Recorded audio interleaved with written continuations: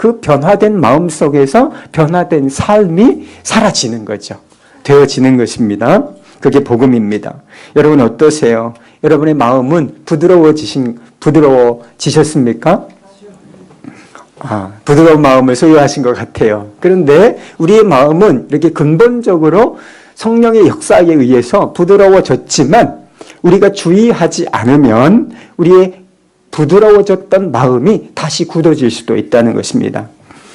우리의 마음이 완고해질 수 있다 이렇게 표현을 하고 있는데 우리가 다시 불신자의 상태로 그 정도로 굳어지지는 않는다 할지라도 아주 상당한 정도로 우리의 마음이 굳어질 수도 있다라고 성경이 경고하고 있는 것을 보게 됩니다.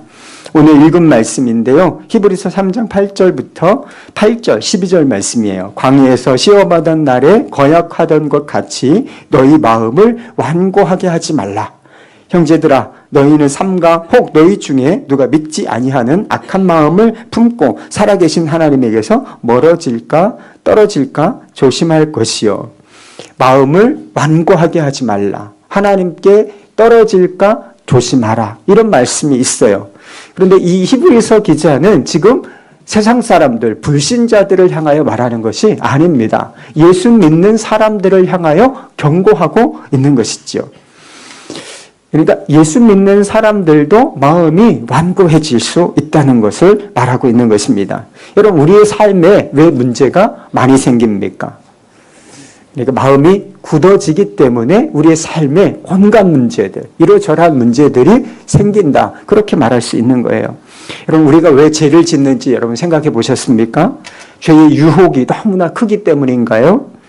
사실은 우리의 마음이 굳어졌기 때문인 것입니다. 우리가 손을 이렇게 어떤 일을 자주 이렇게 물건을 만지게 되면 손바닥에 굳은 살이 박일 수가 있잖아요.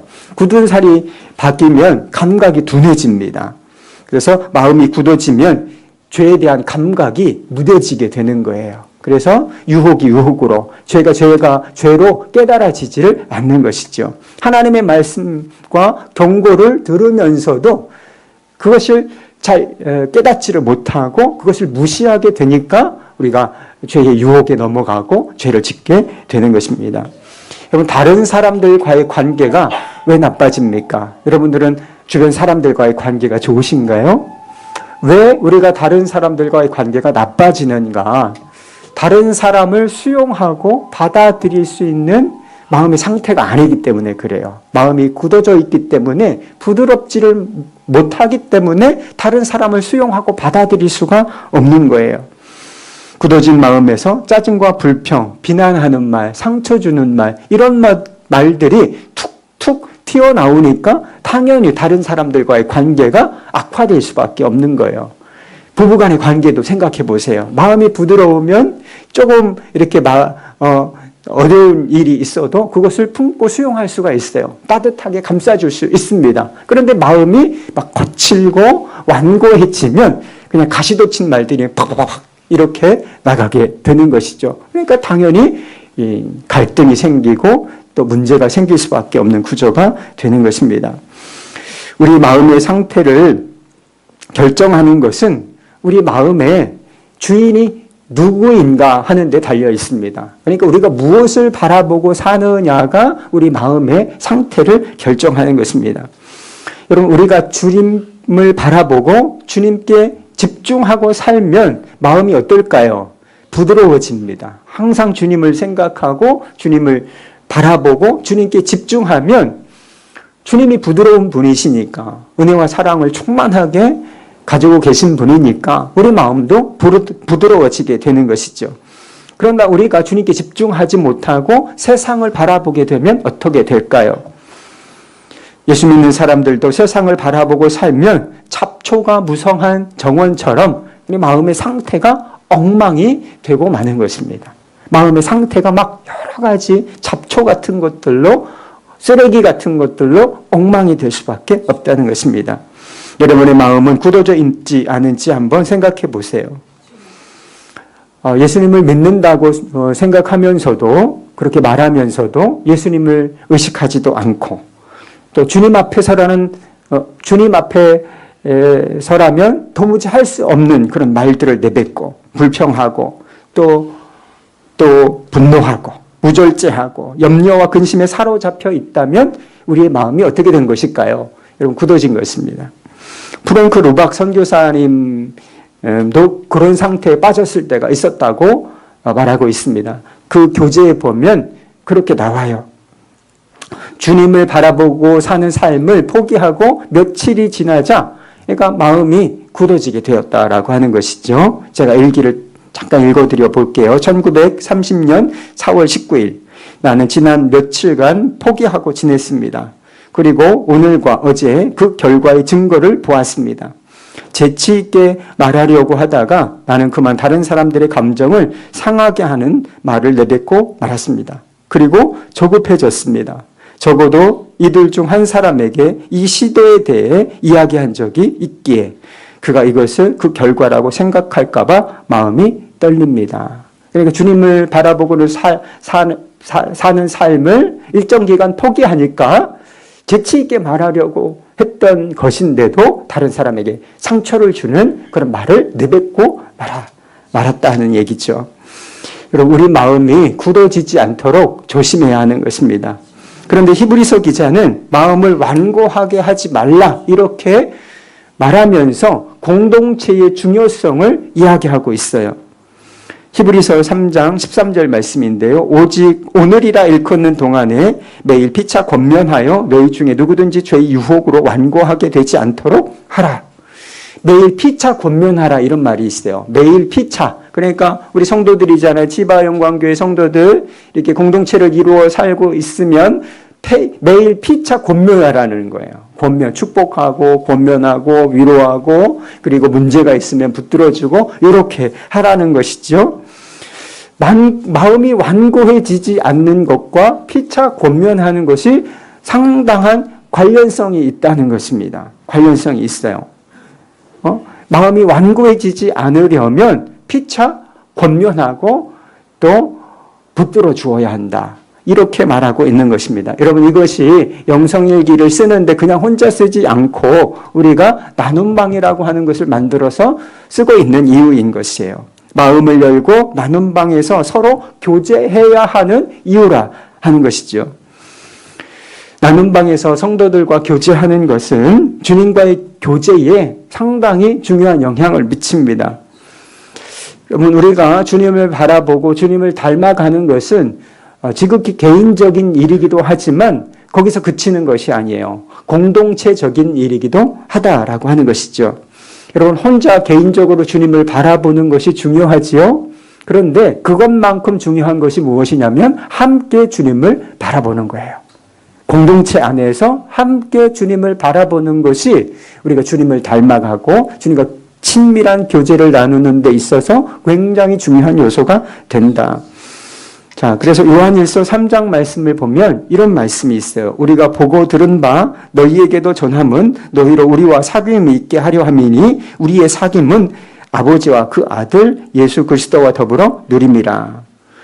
우리로 하여금, 너희로 하여금 우리로 사귀게 하는 것이고 우리의 사귐은 예수 그리스도와의 사귐과 누림이다. 이렇게 표현하고 있잖아요. 우리는 흔히 나는 나, 너는 나, 너는 너 이렇게 생각을 합니다. 그런데 이 말씀을 보면 그렇지 않다는 거예요.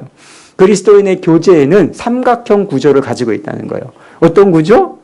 삼각형 구조를 가지고 있다는 거예요. 한편에 내가 있어요. 그리고 주님이 계십니다. 그리고 다른 한편에는 뭐가 있어요? 다른 사람, 성도 공동체가 있는 거예요. 다른 사람. 그래서 이 교제가 그리스도 안에서 이 교제가 유기적인 거예요. 서로 영향을 미치게 되어 있다라고 하는 거예요. 그래서 주님을 바라보는 삶이 더 증진되고 또 온전해지기 위해서는 내 개인적으로 주님을 바라보는 것도 중요하지만 함께 주님을 바라보는 것이 너무나 중요한 일이 된다라고 하는 거예요. 어떤 사람은 영성일기가 내 일기가 나눔방에 공개되는 것을 상당히 부담스럽게 생각합니다. 일기를 써도 혼자 쓰고 싶어 하는 사람들이 상당히 있는 것을 보게 됩니다. 그러니까 자신의 마음을 다른 사람들에게 드러내고 싶지 않은 것이지요. 저는 우리의 마음 안에 있는 모든 것, 그러니까 처음부터 끝까지 모든 것을 다 드러내야 한다라고 생각하지는 않습니다. 그런데 예수 믿는 사람들에게 요구되는 것이 있어요. 요구되는 삶이 있습니다. 어떤 삶이 요구되느냐 하면 로마서 13장 12절 13절 말씀에 보면 우리가 이렇게 살아야 된다라고 말한 적이 있어요. 밤이 깊고 낮이 가까이 왔으니 그러므로 우리가 어둠의 일을 벗고 빛의 갑옷을 입자. 낮에와 같이 단정히 행하고, 그러니까 어둠에 속하지 말고 빛의 갑옷을 입고 낮에와 같이 단정히 행하자. 이렇게 요구하고 있습니다. 여러분의 삶은 빛과 같아요? 빛 안에 드러난 그런 삶과 같습니까? 여러분, 이것이 성도들에게 요구되는 삶입니다. 그래서 우리가 빛의 갑옷을 입고 싶다면, 낮에와 같이 단정히 행하고 싶다면 마음을 열고 살아야 된다는 거예요. 공동체 안에서 마음을 열고 살아야 우리가 빛 가운데 살아갈 수 있다는 거예요. 낮에와 같이 단정히 행할 수가 있다. 그렇게 말하고 있는 것입니다.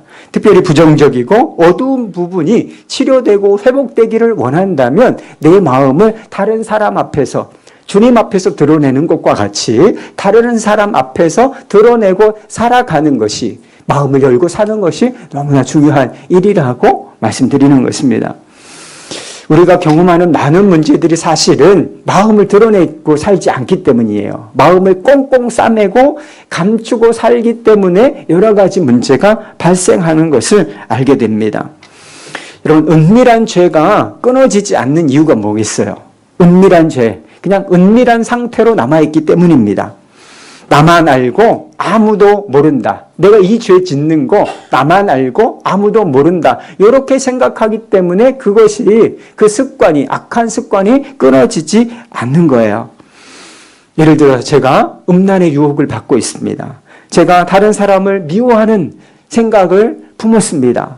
이것을 우리가 나눔 방에서 다른 사람 앞에서 가감없이 드러낼 수 있다면 음란의 죄, 미움의 죄를 이길 수 있을까요? 여러분, 이길 수 있습니다. 그런데 정말 미움을 품고도, 음란한 생각을 품고도 나만 아는 것이라고 생각하고 감추고 살기 때문에 그것이 끊어지지 않고 그것이 해결되지 않는 거예요. 여러분, 상한 감정이 왜 치유되지 않을까요? 아무에게도 그 상한 감정, 상처를 드러내고 살지 않기 때문인 것입니다. 여러분, 상처를 감추면 치유되지 않습니다, 여러분. 그리고 치유되지 않을 뿐만 아니라 상처가 상처를 낳는다, 이런 얘기를 들어보셨죠? 상처를 품은 사람은 다른 사람에게 상처를 주게 되어 있어요. 내 마음에 치유되지 않은 상처가 있으면 남편을 아프게 하고 아이들을 아프게 하고 주변의 사람들을 고통스럽게 할 수 있다는 거예요. 왜? 내 마음에 상처가 그대로 있으니까. 상처와 아픔이 치유되기 시작하는 시점이 언제인가? 내가 이렇게 아파요. 내가 이렇게 상처받았습니다. 라고 하는 것을 다른 사람 앞에 이렇게 빛 가운데 드러낼 때, 상처가 어딘가에 이렇게 그냥 덮어져 있지 않고 이것이 오픈되어질 때 거기서부터 치유와 회복이 시작되는 줄로 믿습니다. 여러분, 우리 중에 열등감에 사로잡혀 있는 분이 아마 계실지 모릅니다. 열등감. 여러분, 어디에 열등감이 있나요? 저는 외모에 열등감이 있어요. 여러분, 그러니까 자기가 다른 사람들보다 못생겼다. 나는 왜 이렇게 못생겼을까? 그래서 잘생긴 사람 앞에서만 서면 콱 이렇게 주눅이 들고. 여러분, 이건 별거 아니야. 근데 학력, 그리고 이제 재정적인 부분, 돈, 이런 것들에 이렇게 주눅 들어서 위축된 삶을 살아가는 사람들이 많아요. 그러니까 예수 믿으면 정말 담대하게 살 수 있는 것인데, 하나님이 나의 자랑이다. 십자가가 나의 유일한 자랑거리다. 나 아무래도 괜찮아. 이렇게 담대하게 살 수 있는 것이 정말 크리스찬인데 여전히 이 열등감 하나 해결하지 못하고 살아가는 사람들이 너무나 많다는 거예요. 왜 그래요? 왜? 열등감 감추고 살기 때문에 그렇습니다. 열등감을 드러내면 치유받을 수 있는데도 불구하고 그것이 그냥 잘난 척하고, 사실은 약한데 잘난 척하고 강한 척하고 가면 쓰고 사니까 그게 치유되고 회복되지 않는 거예요. 그런데 사도 바울이 은혜 받고 달라진 부분이 한 가지 있었다고 했습니다. 고린도후서 12장 10절 말씀에 보면 이렇게 얘기해요. 그러므로 내가 그리스도를 위하여 약한 것들과 능력과 궁핍과 박해와 공고를 기뻐하노니 이는 내가 약한 그때에 강함이니라. 여러분, 공고나 약한 것들 그리고 능력과 핍박 자랑할 거리예요? 대부분의 사람들이 다 감추고 사는 거예요. 다 이렇게 싸매고 사는 거예요. 드러내 보이지 않습니다. 그리고 그냥 괜찮은 척하고 살아요. 그런데 사도 바울은 이걸 그냥 그대로 드러냈다는 거예요. 그냥 이걸 자랑하기까지 했어. 나 이렇게 약해. 나 이렇게 박해받고 있어. 나 이렇게 가난해. 그렇게 드러내고 있다는 거예요. 그러니까 열등감의 노예가 되지 않을 수 있었던 거예요. 이 약함을 통하여 도리어 하나님의 능력이 자기 삶에 임하는 것을 경험할 수가 있게 되었다는 거예요. 링컨 대통령은 우리가 아는 것처럼 초등학교도 나오질 못했대요. 그래서 사람들 앞에서 공공연하게 나는 초등학교도 나오지 못한 사람입니다. 이렇게 말하고 다녔다는 거예요. 여러분, 초등학교 나오지 못한 게 자랑이에요? 근데 난 초등학교도 나오지 못한 사람이에요. 저는 그런 사람이에요. 이러니까 학벌이라고 하는 것에 노예가 되지 않을 수 있었던 거예요. 열등감의 노예가 되지 당당하게 그냥 살아갈 수가 있었다는 것이죠. 많은 사람들이 영성일기를 쓸 때 자신의 실패가 드러나는 것을 부끄러워하는 것 같습니다. 실패. 그러니까 뭐 죄를 짓고 유혹에 넘어지고 그리고 다른 사람 판단하고 그리고 막 미운 생각 들고 이런 생각이 막 있는데 그것을 이렇게 내가 이게 좋은 면이 아니잖아요. 부정적인 부분이고 실패한 영역들 이런 것들을 드러내는 것을 부끄러워하는 것 같아요. 그래서 영성일기 못 쓰겠다 이렇게 생각하는 사람들이 있는 것 같습니다. 사람을 의식하는 거예요. 다른 사람이 뭐라고 생각할까? 사람을 의식하고 살아가는 것이지요. 그런데 엄밀하게 말하면 우리 마음의 상태와 그리고 우리의 실패는 사실 다 드러나 있습니다. 누가 알고 계실까요? 하나님이 다 알고 계세요. 하나님께서 우리의 폐부를 시험한다. 그러니까 외과적인 수술을 하는 것처럼 우리의 마음을 다 열어보고 계시다라고 말씀하세요. 우리가 하루 동안 했던 생각들 다 알고 계십니다. 우리가 어떤 일을 저질렀는지 어떤 실패를 겪었는지 주님은 다 아실까요? 다 아십니다. 그런데 하나님은 괜찮아요. 하나님 앞에서 실패와 부끄러운 일들이 드러나는 건 괜찮아요. 그러면 사람에게 드러나는 건 문제가 됩니까? 누구를 더 의식하는 것이 되는 건가요? 주님보다 사람을 더 의식한다. 문제가 많은 거예요, 사실은. 주님 앞에서 정말 더 우리 자신을 드러내고 그것을 우리가 주님 앞에 드러낼 수 있다면 사람 앞에서도 드러내야 그것이 정직한 겁니다, 여러분. 그것이 잘하는 거예요. 나만 넘어지고 실패하나? 여러분, 아닙니다. 다른 사람의 영성일기 읽어보면 똑같아. 나만 이렇게 부끄럽게 사나? 나만 이렇게 실수하나? 아닙니다. 다른 사람도 엎치락 뒤치락 다 해요. 그래서 영성일기를 쓰다 보면 나눈 방에서 다른 사람의 영성일기를 보다 보면 야, 삶이 그냥 똑같구나. 엎치락 뒤치락 하고 뭐 이런 것들이 실패가 있고 어려운 일들이 있는 것이 다 똑같구나. 이렇게 생각하고 위로를 받을 수도 있습니다. 여러분, 저는 목사입니다. 목사라고 해서 온전히 거룩한 삶을 살아가겠습니까? 한 점 의혹도 없이 완벽한 삶을 살아갈까요? 여러분이 생각하는 것처럼 아니에요. 여러분이 예상하고 있는 것처럼 아닙니다. 저도 화를 낼 때도 있고요. 그리고 이렇게 잘못된 말을 툭 내뱉을 때도 있습니다. 그리고 다른 사람을 이렇게 판단하는 생각이 탁 들어올 때가 있어요. 그런 것들을 제가 일기에 쓰잖아요. 그럼 다른 부목사님들 다 같이 봅니다. 그리고 평신도들, 우리 지역장 속장님들 다 같이 봐요. 교우들도 본다는 거죠. 아, 목사님도 우리랑 똑같구나. 위로를 받습니다. 그리고 실패 가운데서도 주님을 붙잡고 주님을 바라보고 그것을 해결하려고 하는 도전, 이 시도로부터 격려를 받는 거예요. 아, 이렇게 하면 되겠구나. 이런 생각을 가지게 되는 것입니다. 이제 영성일기 나눔 방의 유익한 점을 몇 가지로 한번 살펴보도록 하겠습니다. 그 교재에도 다 나와 있어요. 첫 번째, 영성일기 방을 우리가 함께 공유하고 이렇게 쓰게 되면 무엇이 유익한가? 첫 번째는 영성일기를 계속하여 쓸 수 있게 된다는 거예요. 지속성. 그러니까 영성일기를 계속하여 쓸 수 있는 힘이 나눔방에서 생긴다라고 하는 것이죠. 영성일기를 쓰는 데 있어서 중요한 것이 지속성이에요. 꾸준히 써야 한다는 것입니다. 그런데 영성일기 나눔 방이 영성일기를 꾸준히 쓸 수 있도록 도와주고 격려해주는 그런 기능을 하게 된다는 것입니다. 아프리카 속담에 그런 이야기가 있다 그래요. 그래서 빨리 가려면 혼자 가고 멀리 가려면 함께 가라. 뭐예요? 빨리 가려면 혼자 가고 거칠 것 없이 그냥 빨리 가려면 혼자 가고 멀리 가려면 더 먼 길을 가려면 지구력을 가지고 더 먼 길을 가려면 어떻게 가야 된다고요? 함께 가라는 거예요. 함께 다른 사람들과 두런두런 이야기도 하고 그리고 이렇게 교제하면서 같이 가라. 그러면 멀리 갈 수 있다. 이제 순간적으로 빨리 갈 수는 없지만 멀리 가는 데는 함께 가는 것이 유익하다라고 말합니다. 여러분 혼자 하는 일은 결심하기도 쉽지만 뭔가 해봐야 되겠다. 포기하기도 쉬워요. 그만둔다 내가 이제. 결심은 했는데 자 그래서 작심삼일이라는 이야기가 있는 거예요. 그러니까 3일 만에 포기하게 돼요. 혼자 그냥 작정한 일은 포기하기도 쉽습니다. 그런데 함께 가는 사람들이 있으면 힘이 돼요. 포기하고 싶은 유혹이 줄어듭니다. 없는 건 아니에요. 포기하고 싶은 유혹이 없는 건 아니지만 포기하고 싶은 유혹이 상당히 줄어든다 하는 것이죠. 영성일기를 한참 쓰지 않다가 그렇게 어쩌다 한번 다시 쓰는 경우들이 있어요. 어떤 사람들이. 그러면 그냥 댓글을 달아드려요. 부활하신 것을 엄청 축하드립니다. 감사합니다. 다시 살아나셔서. 힘내십시오. 우리가 기도하고 있습니다. 내일도 봬요. 이러니까 다시 쓸 수 있는 힘이 생기게 되는 것이죠. 그런 동기가 같이 붙들어 주니까 조금 연약한 자들이 좀 이렇게 계속 쓰지 못하는 분들이 힘을 얻게 되는 것입니다.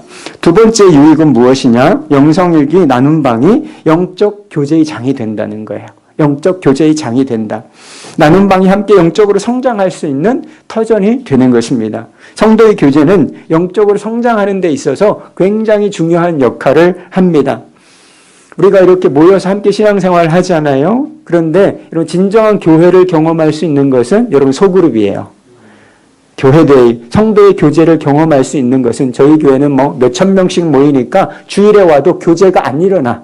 그런데 소그룹을 이렇게 묶어가지고 그 안에서 교제하고 마음도 나누고 삶을 나누게 이렇게 합니다. 그래야 함께 그리스도 안에서 성장하게 되는 구조를 가지고 있다는 거예요. 팀 켈러라고 하는 목사님이 쓴 책에 이런 내용이 있어요. 기독교인들은 흔히 예수님과의 관계를 원한다. 혹은 예수님을 더 잘 알고 싶다고 말한다. 혼자서는 절대로 그럴 수 없다. 반드시 사랑과 책임의 강력한 관계를 지닌 교회, 기독교 공동체에 깊이 속해 있어야 한다. 예수를 닮고 섬기고 사랑하기를 추구하는 신자들의 공동체의 일부가 될 때에만 당신은 예수님을 알고 그리스도를 닮아갈 수 있다. 이런 교회 공동체가 왜 중요한지 아십니까?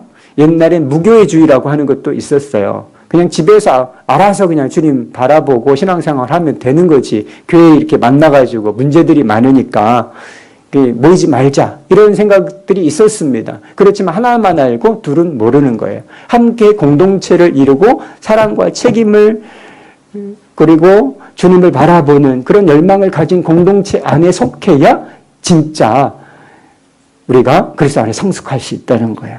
그것을 그 공동체 안에 제외되어 있으면 영적 성장이 제대로 일어나기가 어렵다는 거예요. 저희 교회에도 이것을 굉장히 중요하게 생각해서 속회에 다 들어가시도록 하고 있습니다. 그러니까 속회 안 들어가고 싶어 하는 사람들이 꽤 있어요. 그렇기 때문에 저희 교회는 속회에 편성돼서 거기에 참여하지 않으면 당신은 우리 교인 아닙니다. 예배를 나오는 것은 자유로운 선택이지만 우리 교인은 될 수 없습니다. 배가 좀 부르죠. 근데 소그룹이 얼마나 중요한지를 우리가 이해하고 있기 때문에 그래요. 소그룹이 정말 영적 성장에 있어서 교회됨을 이루는 데 있어서 너무나 중요한 일이기 때문에 그렇게 소그룹에 편성되어 꼭 활동을 하게 만들고 있다는 거예요. 그런데 요즘 형편이 어떻습니까? 바쁘지 않은 사람 없어요. 삶의 형편들이 다 바쁩니다. 안 바쁜 사람 없어요. 백수도 바빠요, 요즘에는. 다 바쁩니다. 다 바빠요.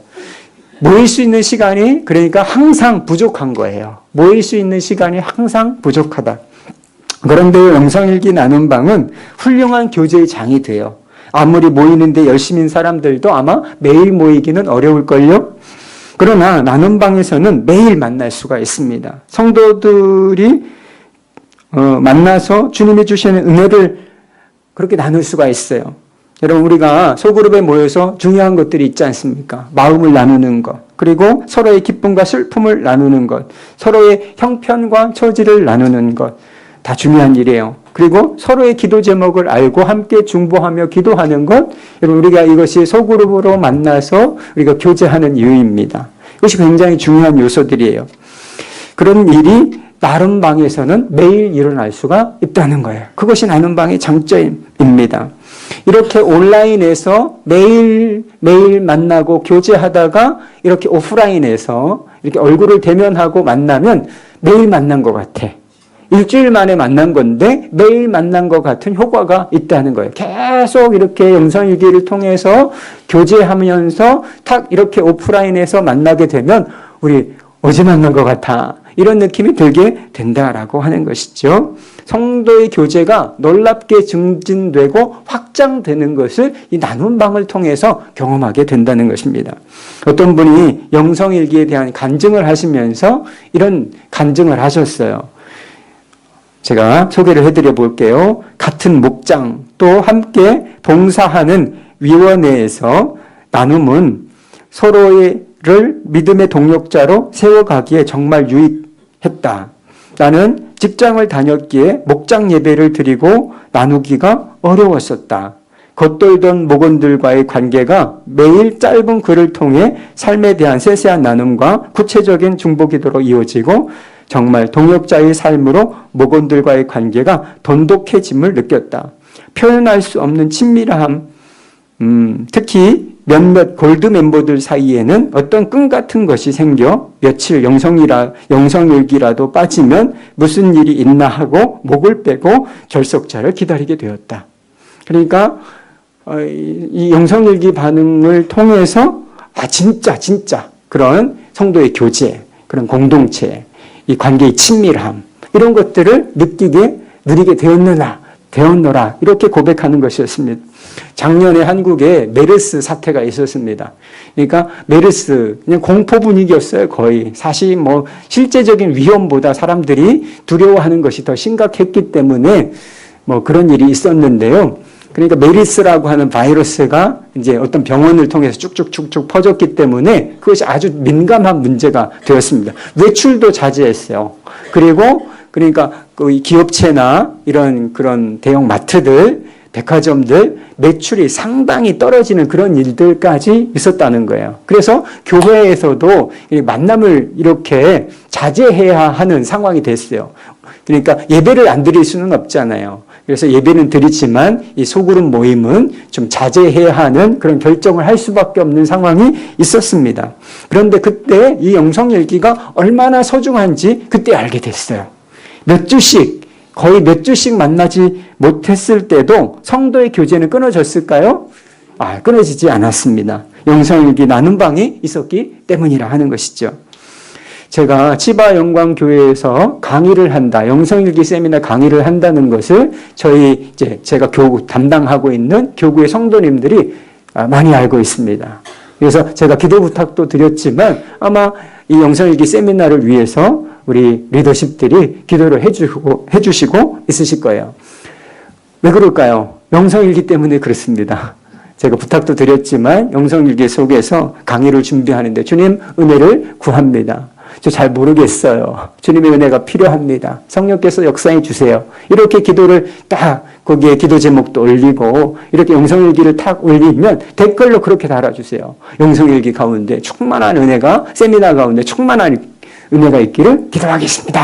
목사님 힘냈어! 막 이러면서 이렇게 댓글도 달아주시고 기도하겠다라고 계속 이렇게 말씀을 하시는 것입니다. 이런 일들을 통해서 영적으로 교제하며 그리스도 안에서 함께 자라가게 되는 역사가 있게 되는 것입니다. 자, 영성일기의 나눔방의 유익이 무엇인가? 세 번째는 영성일기의 수준을 높여준다는 거예요. 뭐를 높여준다? 그러니까 영성일기의 수준을 높여주고 조금 더 정말 긍정적인 부분에서 주님을 바라볼 수 있도록 도와준다는 거예요. 많은 사람들이 영성일기 나눔방에서 일기를 쓰다 보면 형식적인 일기, 좀 이렇게 포장하고 그래서 형식적인 일기가 되지 않을까 걱정합니다. 남에게 보이기 위한 일기를 쓰지 않을까 이런 염려를 하는 경우가 있어요. 뭐 그런 염려가 있기도 합니다. 사실이에요. 그러나 반대편으로 생각해 보면 이것이 긍정적인 면도 있다는 거예요. 어떤 긍정적인 면이 있을까? 영성일기 쓰는 것을 아주 적당한 수준에서 멈출 수가 없다라고 하는 거예요. 예를 들어서 혼자 일기를 쓰게 되면 그러니까 개인적인 일기죠. 힘들다, 짜증난다, 어렵다, 미워 죽겠다 이런 걸로 그냥 끝낼 수가 있어요. 그죠? 그냥 저 자식 어떤 B 집사 진짜 짜증난다, 미워 죽겠다 이렇게 끝낼 수가 있어요. 혼자 일기를 쓰면 그냥 감정을 토로하는 것으로 끝낼 수가 있습니다. 그런데 이것을 나눔방에 올려야 된다고 생각하면 어떨까요? 그대로 끝내기가 어렵습니다. 주님께서 자비를 베풀어 주시고 제 마음을 바꿔주시기를 원합니다. 회개합니다. 제가 하나님의 은혜를 깨달았고 저도 죄인인 것을 깨달았습니다. 이렇게 마음을 바꾸고 생각을 전환할 수 있도록 동기를 제공해 준다라고 하는 거예요. 혼자 쓰면 그냥 넘어갈 수 있는 문제를 정말 정리를 할 수 있도록 도와주는 역할을 이 나눔방이 하게 된다는 거예요. 제가 얼마 전에 다른 사람에게 화를 냈던 적이 있어요. 저도 사람이에요, 여러분. 화를 냈던 적이 있어요. 그때 쓴 일기예요. 사무실 입구 바닥 공사를 하는데 얼떨결에 공사 중인 바닥을 밟았습니다. 내가 보기엔 별일도 아닌 것 같은데 아저씨 한 분이 큰 소리로 화를 냈습니다. 어이가 없어서 아저씨한테 왜 그렇게 화를 내시느냐 제가 따졌습니다. 그렇게 뒤돌아섰지만 그것을 부드럽게 받아내지 못한 그것이 마음에 걸렸습니다. 시간이 지나 다시 공사 중인 사무실 입구를 지나야 했습니다. 사과를 해야겠다는 생각을 했지만 아저씨가 작업에 집중하고 있어서 기회를 얻지 못했습니다. 그러나 집으로 제가 들어가면서 아저씨에게 죄송하다고 사과했습니다. 아저씨도 아까워하는 다른 모습으로 부드럽게 대해주셨습니다. 예전 같으면 첫 번째 기회를 놓쳤을 때 그냥 지나치고 말았을 것입니다. 그런데 영성일기를 써야 한다고 생각하니 한 번 더 생각하고 한 번 더 시도하게 되었습니다. 영성일기가 아니라 주님께서 내 마음을 다스려 주시기를 원합니다. 이렇게 썼어요. 그죠? 그러니까 옛날 같으면 한 번 이렇게 했는데 기회가 착 닿질 않으면 어쩔 수 없나 보다 하고 이제 들어갈 것이 일기를 써야 되니까 한 번 더 그래도 아저씨 죄송해요. 아까 제 마음이 아니었어요. 이러면서 이렇게 사과를 하게 되니까 그 아저씨도 이제 부드럽게 받아주게 되는 일이 있었다는 것이죠.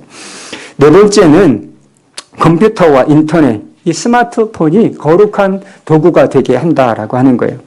이런 컴퓨터나 인터넷, 스마트폰은 정말 대단한 발명품이라고 할 수가 있어요. 그런데 인간의 죄성이 이 대단한 인간의 발명품을 죄를 짓는 도구로 전락시키고 있습니다.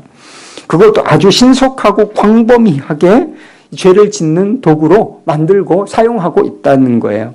얼마나 많은 사람들이 이것을 통해서 죄를 짓게 되는지 알 수가 없습니다. 여러분 인터넷을 보세요. 정말 죄악이 관영한다 이런 표현이 있어요. 노아의 홍수 때 정말 죄악이 흘러 넘칩니다. 쓰레기 같은 것, 악한 것들로 넘쳐난다는 거예요. 그런데 영성일기 나눔방에서 인터넷과 스마트폰은 하나님의 임재의 공간이 돼요. 하나님이 임재하심을 의식하며 사는 성도들의 공간이기 때문에 그렇습니다. 인터넷과 스마트폰이 하나님의 임재를 드러내는 거룩한 수단이 되고 인터넷과 스마트폰이 하나님의 임재로 충만한 교회가 될 수 있다는 거예요. 하나님을 바라보고 서로 교제하는 이런 공간이기 때문에 인터넷이라고 하는 원래 좋은 취지로 만든 건데 이 악한 도구로 사단의 도구로 사용되는 이 공간을 바꾸어서 하나님의 임재로 충만한 공간, 거룩한 공간으로 만들어낼 수 있다. 여러분 이것이 무엇입니까? 영성일기 나눔방의 장점인 거예요. 거기서 얻게 되는 유혹입니다. 마지막으로 여러분들에게 말씀을 드리고 싶은 것이 있는데 댓글의 중요성이에요. 뭐의 중요성이다? 댓글. 나눔 방에서는 아멘 추천이라고 하는 것이 있고 댓글이 있어요. 댓글을 쓸 수 있도록 그렇게 짧은 댓글을 쓸 수 있도록 그렇게 기회를 제공하는데요. 다른 사람의 일기를 보고 짧은 글을, 격려의 글을 달아주는 것이죠. 내가 쓰는 일기와 다른 사람이 그 일기에 달아주는 댓글을 통해서 뭐가 일어나냐면 쌍방향 소통이 일어나는 거예요. 나는 일기를 올리고 다른 사람은 그 일기를 보고 거기에다 어떤 코멘트, 댓글을 달아줌으로써 이제 교제가 일어나는 거예요. 쌍방향 소통이 일어나게 됩니다. 짧은 글이지만 큰 격려가 되기도 하고요. 영성일기를 통해서 영성일기를 계속하여 쓸 수 있는 그런 힘을 얻게 돼요.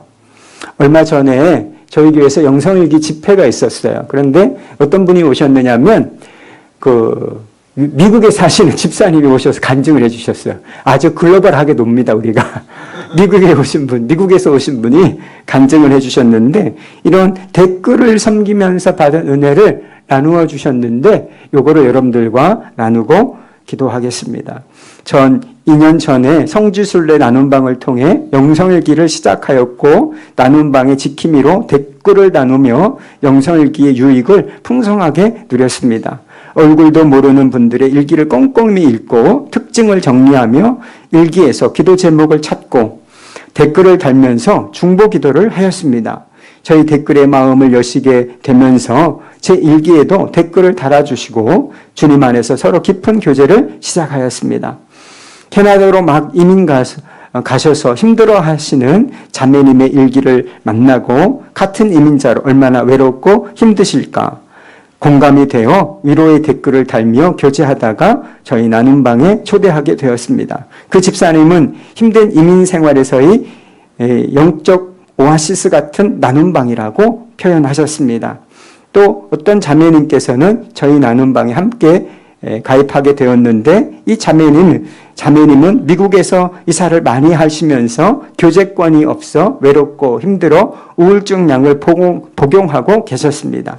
그런데 영성일기를 쓰면서 나눔방의 댓글 교제와 중보 기도로 이제 더 이상 약이 필요 없게 되었다고 고백하셨습니다. 자매님이 얼마 전에 제 일기에 달아주신 댓글입니다. 다른 분의 댓글 하나하나 읽고 방장님 댓글을 읽으며 전 또 웁니다. 방장님 감사합니다. 나눔방이 아니었다면 전 주저앉아 있을 텐데 다시 또 일어나서 걸을 수 있도록 해주시는 사랑에 왜 이리 눈물이 나는지 나눔방에 제가 있을 수 있음에 감사합니다. 지금 이 자매님은 누구보다 열심히 나눔방 식구들을 댓글로 섬기며 보배로운 중보기도자로 살고 계십니다. 여러분, 일기와 댓글이 아무것도 아닌 것 같죠? 아무것도 아닌 것처럼 느껴지는 분도 있으실 수도 있습니다. 그런데 아닙니다, 여러분. 어떤 사람에게는 광야와 같은 곳에서 만나는 오아시스가 되기도 하고요. 우울증에서 벗어날 수 있는 놀라운 영적인 힘이 되기도 합니다. 우리가 댓글을 다는 데 있어서 중요한 것 한 가지만 말씀을 드릴게요. 비판하거나 충고하려고 해서는 안 된다는 거예요. 다른 사람의 일기를 듣고 일기를 읽고 그리고 실수나 어떤 어려운 부분을 적었을 때 그것에 컨설팅을 하는 사람이 있어요. 집사님도 50%는 잘못하셨네요. 사과하세요. 뭐 이러거나 뭐 이렇게 비판을 한다든지 판단을 한다든지 그런 일을 하는 게 아니에요. 여러분, 댓글은 충고하는 게 아니라 축복하는 겁니다. 뭐 하는 것이 아니라 뭐 하는 것이라고요? 충고하는 것이 아니라 무조건 격려하는 거예요. 무조건. 그럼 우리가 때로는 그러니까 권면하고 그리고 회개할 수 있도록 도와야 하는 것이 사실이에요. 그런데 영성일기에서는 우리가 날카롭게 지적한다고 해서 그런 일이 일어나는 게 아니에요. 우리가 정말 주의 마음을 품고 격려하고 위로하고 축복하면 그 인간도 알아. 자기가 잘못한 거 안다니까요. 자기가 잘못한 거 알아서 회개하게 됩니다. 회개하세요. 당신 엄청 잘못했네. 죄 지었네. 그렇게 살고도 예수 믿는 사람이라고 할 수 있어요? 이런 식으로 막 비수를 꽂으면 그게 비수가 돌아와. 그래서 아까 영성일기 방에 유익을 제가 말씀을 드렸잖아요. 그래서 막 피투성이가 될 수도 있어요. 피투성이가.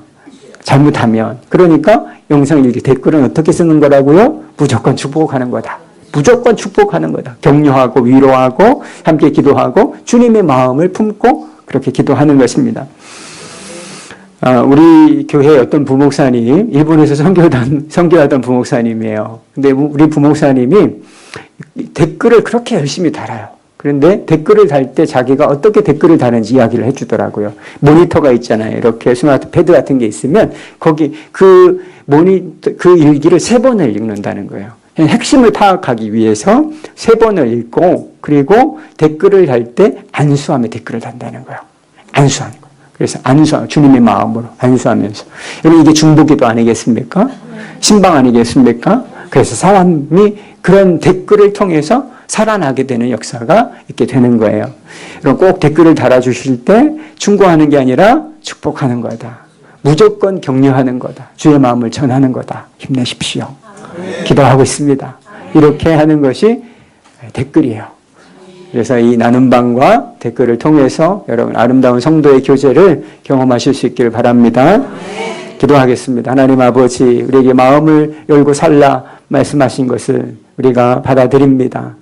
꽁꽁 감추어 놓고 살지 않게 해주시고 냄새내는 마음, 악한 마음, 완고한 마음 그대로 품고 살지 않도록 역사해 주시고 그것을 주님 앞에 드러내고 우리 성도들 앞에 드러내요. 하나님 다루심을 받게 하여 주시옵시고 부드러운 심령을 회복할 수 있도록 도와주시고 하나님 거룩한 삶, 낮에와 같이 단정한 삶을 살아갈 수 있도록 인도하시고 축복해 주옵소서. 영성에게 나눔방 또 댓글을 통해서 진정한 성도의 교제를 맛보게 하여 주시고 함께 주님을 바라보게 되는 놀라운 영적 진보를 경험할 수 있도록 우리 성도들을 축복하여 주옵소서. 예수님의 이름으로 기도합니다. 아멘.